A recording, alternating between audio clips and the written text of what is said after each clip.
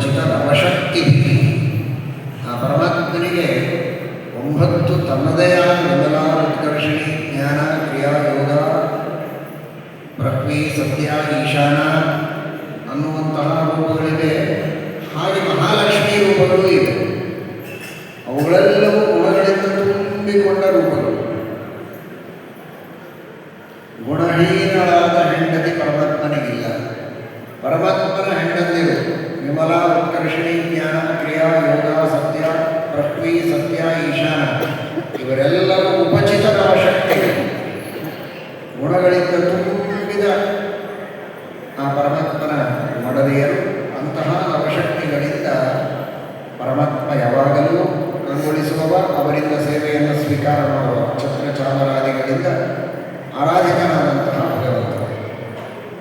ಉಪಚಿತ ನವಶಕ್ತಿ ಸ್ವಾತ್ಮನ್ ಉಪರಚಿತ ಸ್ಥಿರ ಜಂಗಮ ಪಾಲನ. ಈ ಎಲ್ಲ ಜಗತ್ತಿನ ಸೃಷ್ಟಿಯನ್ನು ಸ್ಥಾವರ ಜಂಗಮಗಳನ್ನೆಲ್ಲ ತನ್ನೊಳಗೆ ನಾನು ಸೃಷ್ಟಿ ಮಾಡಿಕೊಂಡಿದ್ದಾನೆ. ಸೃಷ್ಟಿ ಮಾಡುವುದಕ್ಕೊಂದು ನೆಲ ಆಸರೆ ಅಲ್ಲಿ ಸೃಷ್ಟಿ ಮಾಡಿದ್ದಾನೆ.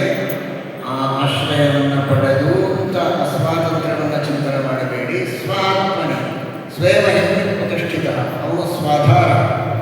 ಇಡೀ ಜಗತ್ತು ಅವನನ್ನು ಆಶ್ರಯಿಸಿದರೆ ಅವನು ಇನ್ಯಾವನನ್ನು ಆಶ್ರಯಿಸಿಲ್ಲ. ತನ್ನನ್ನೇ ತಾನು ಆಶ್ರಯಿಸಿದವ, ತನ್ನೊಳಗೆ ತಾನಿದ್ದವ, ತನ್ನೊಳಗೆ ಜಗತ್ತನ್ನು ಸೃಷ್ಟಿ ಮಾಡಿದವ.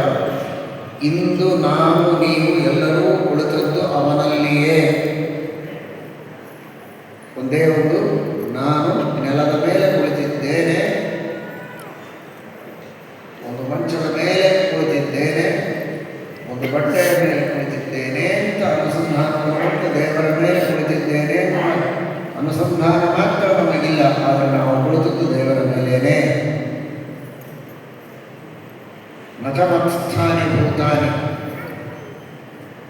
ನನ್ನೊಳಗೆ ಎಲ್ಲ ಜಗತ್ತಿದೆ ಆದರೆ ನನ್ನೊಳಗಿದೆ ಎಂದು ತಿಳಿದಿಲ್ಲ ಅನ್ನೋ ದೃಷ್ಟಿಯಲ್ಲಿ ನಚಮತ್ಸ್ಥಾನಿ ಭೂತಾನಿ. ಭಗವದ್ಗೀತೆಯಲ್ಲಿ ಕೃಷ್ಣ ಹೇಳ್ತಾನೆ, ಭಾಷೆಯಲ್ಲಿ ಆಚಾರ್ಯರು ವ್ಯಾಖ್ಯಾನ ಮಾಡ್ತಾರೆ. ಆ ರೀತಿ ಪರಮಾತ್ಮ ತನ್ನೊಳಗೆ ಈ ಜಗತ್ತಿನ ಸೃಷ್ಟಿಯನ್ನು ಮಾಡಿದ್ದಾನೆ. ಉಪಚಿತ ನವಶಕ್ತಿ ಈ ಎಲ್ಲ ತೃತೀಯ ಸ್ಕಂದದಲ್ಲಿ ಬರುತ್ತದೆ. ಎಲ್ಲ ಪದಾರ್ಥಗಳ ಸೃಷ್ಟಿ ಮಾಡಿದ ಮೇಲೆ ಅವುಗಳೆಲ್ಲ ಒಂದು ಕಡೆಗೆ ಸೇರೋದೇ ಕಷ್ಟವಾಗಿತ್ತು. ತತ್ವಗಳೆಲ್ಲ ಅಸ್ವತಂತ್ರವಾದ ತತ್ವಾಭಿಮಾನಿ ದೇವತೆಗಳು, ಆ ತತ್ವಗಳು ದೂರ ದೂರ ಇದ್ದು ಒತ್ತಟ್ಟಿಗೆ ಸೇರದೆ ಜಗತ್ತಿನ ಸೃಷ್ಟಿಯಾಗುವುದು ಅಸಾಧ್ಯ ಅನ್ನುವ ಸಂದರ್ಭದಲ್ಲಿ ಆ ಎಲ್ಲ ದೇವತೆಗಳು ನಿಂತಲ್ಲಿಯೇ ನಿಂತು ಪರಮಾತ್ಮನಿಗೆ ಸ್ತೋತ್ರ ಮಾಡ್ತಾರೆ.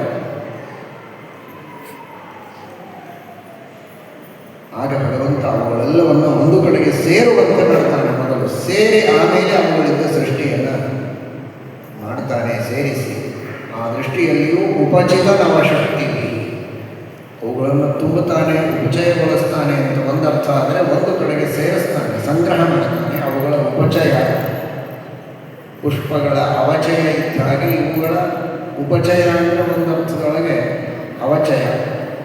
ಅವುಗಳನ್ನು ಸೇರಿಸ್ತಾನೆ, ಸಂಗ್ರಹ ಮಾಡ್ತಾನೆ. ಯಾರು ಸಂಗ್ರಹ ಮಾಡ್ತಾರೆ? ತಾನೇ ಮಾಡ್ತಾನೆ. ಚಿತ ಅಂದರೆ ಅವಚಿತ, ಒಂದು ಕಡೆಗೆ ಸೇರಿಸಿದ್ದು. ಸೇರಿಸಿದ್ದೆ ಆದರೆ ಇನ್ನೊಬ್ಬರು ಸೇರಿಸಿ ಕೊಟ್ಟಾಗ ಇವನು ಸೃಷ್ಟಿ ಮಾಡಿದ್ದೆ ಅಲ್ಲ, ತಾನೇ. ಯಾರನ್ನು? ಉಪ.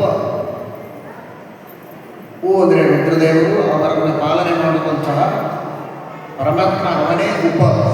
ಎಲ್ಲರ ಉಪರಿ, ಸರ್ವೋತ್ತಮನಾಗಿ ಸರ್ವೋಪರಿ ಇದ್ದದ್ದರಿಂದಲೂ ಉಪ. ಅವನಿಗೆ ಯಾರೂ ರಕ್ಷಕರಿಲ್ಲ